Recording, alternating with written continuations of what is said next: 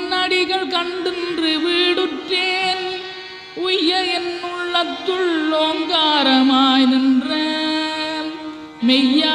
விமலா விடைப்பாக வேதங்களையா என ஓங்கி ஆழ்ந்தகன்ற நுண்ணியனே வெய்யாய் தனியாய் இயமான நாம் விமலாம் பொய்யாயினையெல்லாம் போயகல வந்தருளி மெய்ஞானமாகி மிளிர்கின்ற மெய்ச்சுடரே எஞ்ஞானமில்லாதேன் இன்பப் பெருமானே அஞ்ஞானம் தன்னை அகல்விக்கும் நல்லறிவே